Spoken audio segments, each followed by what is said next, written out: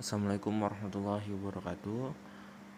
Kami dari kelompok 3 di sini akan menjelaskan pengaruh kebijakan pajak terhadap masyarakat Indonesia dan yang beranggotakan Muhammad Rafi Fadilah, Muhammad Dasin Setiadi, dan Muhammad Sauki Ridho Robi.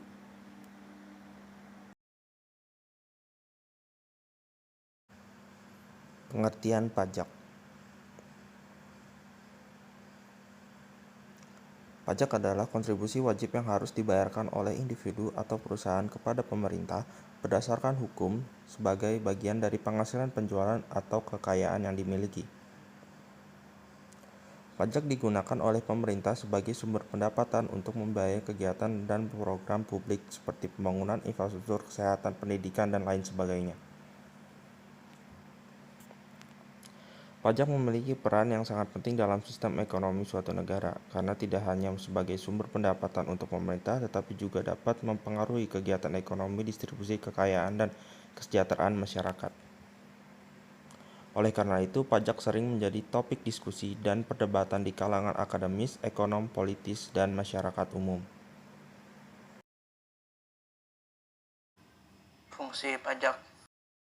Fungsi pajak sangat berperan bagi pembangunan negara dan masyarakat. Pajak digunakan untuk membiayai berbagai macam pengeluaran publik. Pajak dibayarkan oleh rakyat kepada negara berdasarkan undang-undang yang berlaku. Fungsi pajak begitu penting sehingga setiap orang harus memenuhi kewajiban pajaknya. Tanpa fungsi pajak, sebagian besar kegiatan negara akan sulit berjalan. Namun, masih banyak orang yang belum mengerti apa saja fungsi pajak. Ini membuat orang banyak menghindari kewajiban pajaknya. Dalam kesempatan kali ini, saya hanya memaparkan dua fungsi pajak, yaitu fungsi anggaran dan fungsi redistribusi pendapatan. Saya akan memaparkan kedua fungsi pajak tersebut, diantaranya yang pertama, fungsi anggaran. Fungsi anggaran atau budgeteer. Di Indonesia, pajak merupakan kontributor terbesar pendapatan negara. Pajak digunakan untuk membiayai anggaran yang berkaitan dengan pembangunan dan kepentingan negara. Sebagai sumber pendapatan negara, pajak berfungsi untuk membiayai pengeluaran negara. Pajak digunakan untuk menjalankan tugas-tugas rutin negara dan melaksanakan pembangunan. Contoh fungsi pajak ini adalah menyediakan fasilitas kesehatan, pendidikan, infrastruktur, dan pelayanan publik lainnya. Yang kedua, fungsi redistribusi pendapatan. Pajak digunakan untuk membiayai semua kepentingan umum, termasuk juga untuk membiayai pembangunan yang dimaksud seperti pembangunan ekonomi yang menciptakan lapangan pekerjaan. Terbukanya lapangan pekerjaan dapat mendistribusi pendapatan masyarakat secara merata.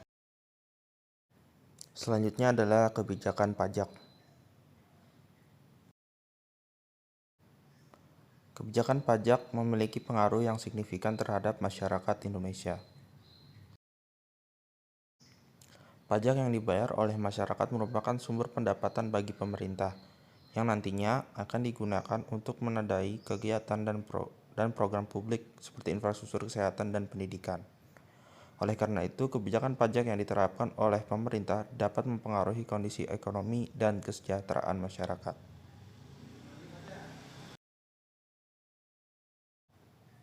Dampak kebijakan pajak ini terhadap masyarakat dapat dilihat dari dua sisi, yaitu dampak positif dan dampak negatif.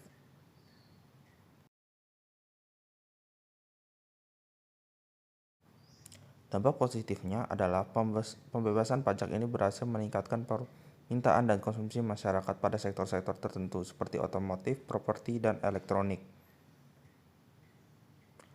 Hal ini dapat membantu meringankan beban ekonomi masyarakat dan membantu mempercepat pemulihan ekonomi nasional.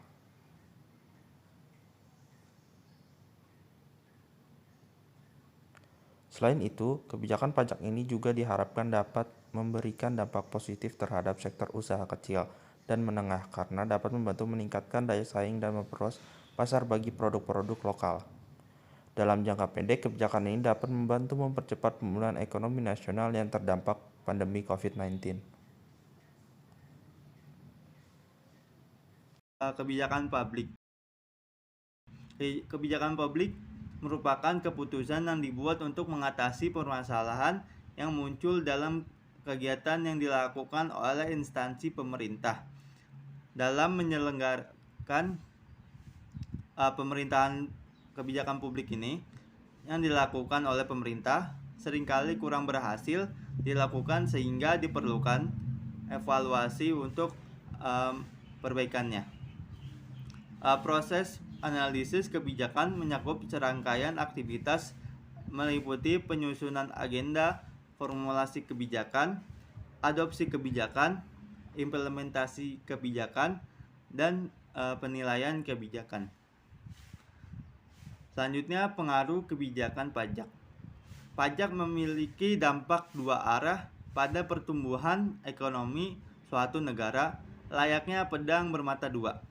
Di sisi lain, penerimaan pajak yang tinggi dapat memacu sebuah negara untuk meningkatkan belanja-belanja pemerintah yang dapat memacu kepada perekonomian hingga berujung terciptanya kenaikan tingkat pertumbuhan ekonomi. Namun, di sisi lain, tarif pajak yang ditetapkan terlalu tinggi oleh pemerintah akan berdampak langsung pada menurunnya konsumsi masyarakat. Demikian pula sebaliknya. Dampak langsung dari pungutan pajak adalah pada pendapatan disposable. Pendapatan disposable merupakan sejumlah pendapatan yang dapat dibelanjakan untuk konsumsi masyarakat. Ketika tarif pajak dinaikkan, maka pendapatan disposable akan menjadi turun, sebab masyarakat perlu membayar pajak lebih tinggi dari yang seharusnya.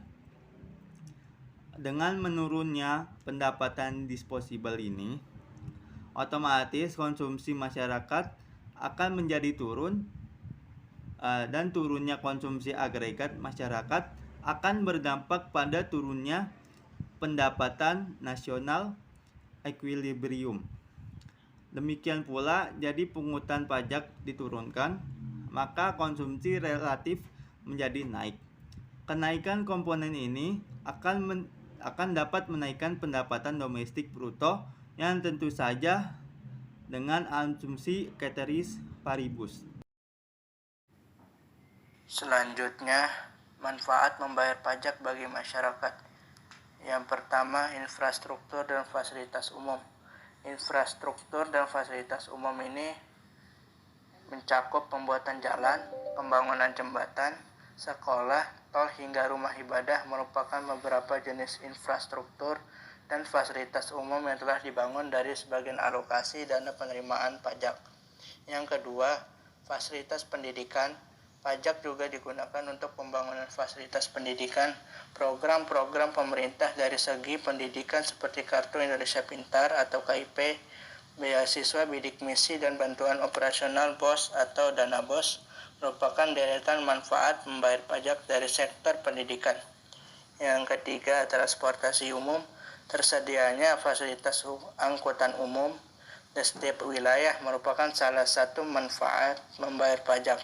Pemerintah menyediakan fasilitas transportasi umum yang baik, nyaman, serta harga yang terjangkau untuk masyarakat guna mengatasi kemacetan serta masalah terkait angkutan umum lainnya.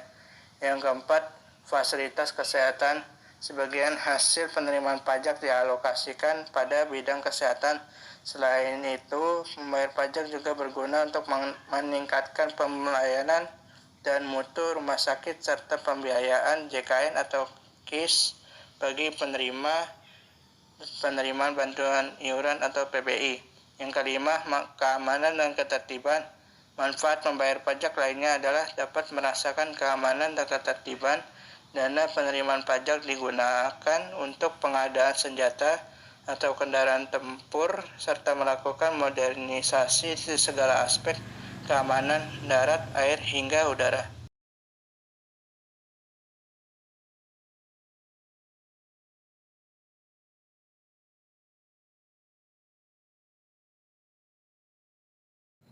Mungkin cukup dari kami, kelompok 3. Kurang lebihnya mohon maaf. Wassalamualaikum warahmatullahi wabarakatuh.